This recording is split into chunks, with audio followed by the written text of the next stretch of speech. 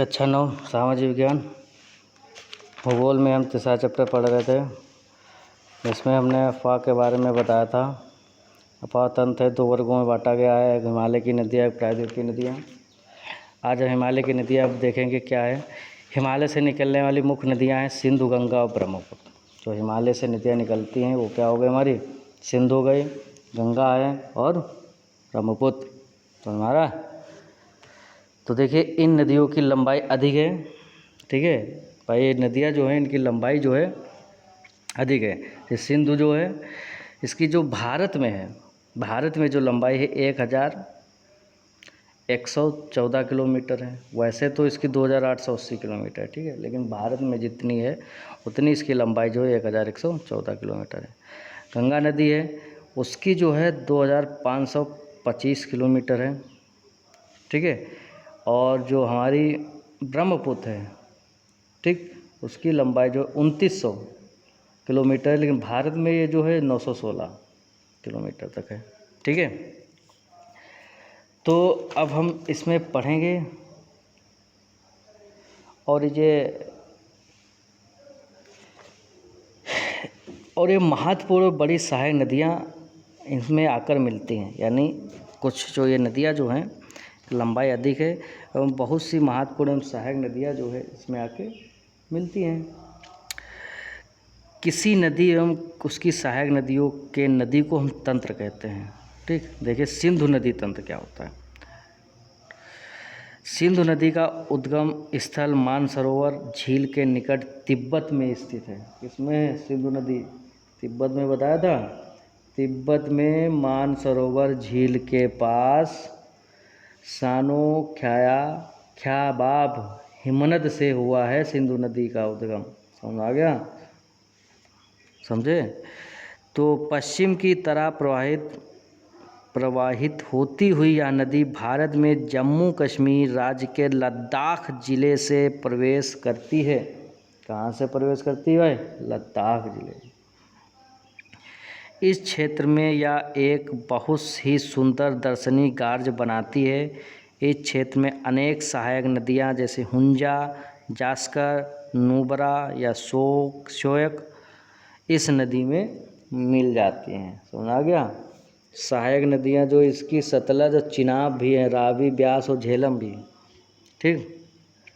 सिंधु नदी जो है बलूचिस्तान व गिलगित से बहते हुए अटक में पर्वतीय क्षेत्रों से बाहर निकलती हैं। चेनाब, ब्यास, सतलज, झेलम तथा रावी आपस में मिलकर पाकिस्तान में मिठानकोट के पास सिंधु नदी में मिल जाती हैं। समझ गया, सिंधु नदी में मिल जाती है। इसके पश्चात यह नदी दक्षिण की ओर बहती है और अंत में कराची से पूर्व की तरफ अरब सागर में मिल जाती है। यानी इसका जो संगम मुहान है वो अरब सागर में है, अरब सागर में। समझ में आ रहा है, अरब सागर में मिल जाती है। सिंधु नदी के मैदान का ढाल बहुत धीमा है। सिंधु द्रोणी का 1/3 से कुछ ज़्यादा भाग भारत में के जम्मू कश्मीर, हिमाचल एवं पंजाब में और शेष भाग पाकिस्तान में है। विश्व की लंबी नदियों में से एक सिंधु नदी की लंबाई 2900 किलोमीटर, ठीक है, 2900 किलोमीटर है, ठीक। समझ आ रहा है कि नहीं आ रहा? देखिए एक चीज़ और इसमें जान लेते हैं कि सिंधु जल समझौता जो संधि के अनुच्छेदों वर्ष 1960 के अनुसार भारत इस नदी प्रक्रम के संपूर्ण जल का केवल 20% जल उपयोग कर सकता है। इस नदी के जल का उपयोग पंजाब, हरियाणा व राजस्थान के दक्षिण पश्चिम भागों में सिंचाई के लिए किया जाता है। समझा गया, ये चीज़ ध्यान रखना, ठीक। सिंधु नदी। इसके बाद में आगे देखते हैं गंगा नदी जो तंत्र है हमारा, भाई हिमालय की ही नदियाँ हैं ये। अब आगे हम गंगा नदी पढ़ रहे हैं। गंगा नदी की मुख्य धारा भागीरथी, गंगोत्री, हिमानी से निकलती है। गंगा कहाँ से निकलती है भाई? गंगोत्री के पास गोमुख, हिमानी से निकलती है। समझ में आ रहा है कि नहीं आ रहा है? एवं अलकनंदा उत्तराखंड के देवप्रयाग में आकर इसमें मिल जाती है। हरिद्वार के पास आकर गंगा पर्वतीय क्षेत्रों से निकलकर मैदानी भागों में प्रवेश करती है। समझे। हिमालय से निकलने वाली अनेक नदियां गंगा में आकर मिल जाती हैं, जैसे यमुना, कोसी, घाघरा, गंडक आदि। ठीक है। गंगा, भागीरथी, अलकनंदा नदियों जो सम्मिलित नाम है इनके सहायक नदियाँ। यमुना नदी का उद्गम स्थल यमुनोत्री हिमानी है। या गंगा नदी के दाहिने किनारे के समानांतर बहती हुई उत्तर प्रदेश के इलाहाबाद जिले में गंगा में मिल जाती है। कोसी, गंडक व घाघरा का उद्गम स्थित स्थल नेपाल हिमालय है। इस नदियों के कारण प्रत्येक वर्ष उत्तरी मैदान के कुछ क्षेत्रों में बाढ़ आ जाती है, जिससे बड़े पैमाने पर जान माल की हानि होती है। लेकिन ये वे नदियां हैं जो मिट्टी को उपजाऊपन प्रदान कर कृषि योग्य भूमि बना देती हैं। प्रायद्वीपीय उच्च भूमि से आने वाली मुख्य सहायक नदियों में बेतवा, चंबल एवं सोन शामिल है। ये अर्ध शुष्क क्षेत्रों से निकलती है। इसमें पानी की मात्रा बहुत कम होती है व इनकी लंबाई भी कम होती है। ठीक है। देखिए, बाएं एवं दाहिने किनारे की सहायक नदियों के जल से परिपूर्ण होकर गंगा पूर्व दिशा में पश्चिम बंगाल के फरक्का तक बहती है। यह गंगा डेल्टा का सबसे उत्तरी बिंदु है। यहाँ नदी दो विभिन्न भागों में विभाजित हो जाती है, जैसे भागीरथी हुगली जो इसकी एक वितरिका है, दक्षिण की ओर बहती है एवं डेल्टा के मैदान से होते हुए बंगाल की खाड़ी में जो होती है गिरती है। यानी इसका जो संगम या मुहाना है वो बंगाल की खाड़ी में है।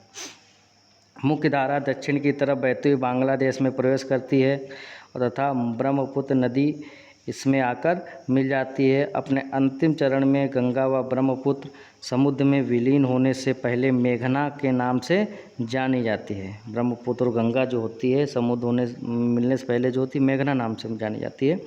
गंगा व ब्रह्मपुत्र के जल वाली यह बृहद नदी बंगाल की खाड़ी में मिल जाती है। इन नदियों के द्वारा निर्मित डेल्टा को सुंदरवन डेल्टा के नाम से जाना जाता है। ठीक, सुंदरवन डेल्टा का नामकरण वहाँ पाए जाने वाले सुंदरी पादपों के नाम पर किया गया है। ठीक है। और सुंदरवन डेल्टा जो है संसार का सबसे बड़ा व तेज़ी से वृद्धि करने वाला डेल्टा है। इस पर रॉयल बंगाल टाइगर भी पाए जाते हैं। ठीक है।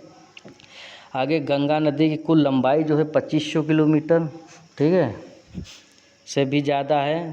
ठीक, हालांकि 2525 भारत में है किलोमीटर की दूरी है जो उसमें पहले हमने बताया था। वो जो है ये दूरियां जो हैं ये भारत भौतिक पर्यावरण वर्ग 11 NCERT के परिशिष्ट 3rd से ली गई हैं। समझ में आ रहा है, इसको याद रखना। फिर आगे देखिए, सिंध व गंगा नदी के बीच जल विभाजक पर अंबाला नगर स्थित है। अंबाला से सुंदरवन तक मैदान की लंबाई लगभग 1800 किलोमीटर है, लेकिन इसके ढाल में गिरावट स्तर मुश्किल से 300 मीटर है। अन्य शब्दों में प्रति 6 किलोमीटर की दूरी पर ढाल में गिरावट केवल 1 किलोमीटर है। इस कारण इन नदियों में बहुत बड़े से बड़े विसर्पों का निर्माण हो जाता है। समझ में आ रहा है कि नहीं आ रहा है? फिर इसके आगे देखिए, ब्रह्मपुत्र नदी तंत्र। ठीक, ये हिमालय का ही तंत्र है, हिमालय नदियों का ही तंत्र है। ब्रह्मपुत्र नदी का उद्गम जो हुआ है वो तिब्बत की मानसरोवर झील के पूर्व एवं सिंध व सतलुज के स्रोतों के निकट से होता है। ठीक, तिब्बत में मानसरोवर झील से 80 किलोमीटर साम्पू व असम की दूरी पर स्थित चेमयुंगडुंग, समझा गया, वहाँ से हुआ है। इसकी लंबाई सिंधु से कुछ ज़्यादा है, लेकिन इसका ज़्यादातर मार्ग भारत से बाहर स्थित है। यह हिमालय के समानांतर पूर्व की तरफ बहती है। नामचा बारवा शिखर, ठीक है, के पास पहुंचकर यह अंग्रेजी के यू अक्षर के आकार का मोड़ बनाती है, यू। ठीक, और भारत के अरुणाचल प्रदेश में गार्ज के प्रथम से प्रवेश करती है। यहाँ पर इसे दिहांग के नाम से जानते हैं। ठीक है, लोहित, दिबांग, केनुला आदि अन्य सहायक नदियाँ इससे मिलकर असम में ब्रह्मपुत्र का निर्माण करती हैं। ठीक, ब्रह्मपुत्र को तिब्बत में सांगपो तथा बांग्लादेश में जमुना के नाम से जाना जाता है। ठीक है, याद रखना भाई। तिब्बत एक शुष्क व शीत क्षेत्र है। यहाँ इस नदी में जल एवं सिल्ट की मात्रा काफ़ी कम है। हमारे देश में यह उच्च वर्षा वाले क्षेत्र से होकर गुजरती है, जिस कारण नदी में जल एवं सिल्ट की मात्रा बढ़ जाती है। असम में ब्रह्मपुत्र अनेक धाराओं में बहकर एक गुणफित नदी के रूप में बहती हुई अनेक नदी द्वीप बनाती हैं। ठीक है। वर्षा ऋतु में प्रत्येक वर्षा या नदी अपने किनारों से ऊपर बहने लगती है प्रत्येक वर्ष में, जिस कारण बाढ़ से असम और बांग्लादेश में काफ़ी अधिक हानि होती है। ब्रह्मपुत्र नदी में उत्तर भारत की अन्य नदियों के विपरीत निक्षेपण की मात्रा काफ़ी ज़्यादा होती है। इस कारण नदी की सतह बढ़ जाती है और यहाँ बार बार अपनी धारा में मार्ग में बदलाव लाती हैं। ठीक, तो ये थी हमारे हिमालय की नदियाँ। आगे प्रायद्वीपीय नदियाँ हम पढ़ेंगे, वो हम नेक्स्ट वीडियो में पढ़ेंगे। ठीक है, तब तक के लिए इसको देखिए और सुनिए। Thank you.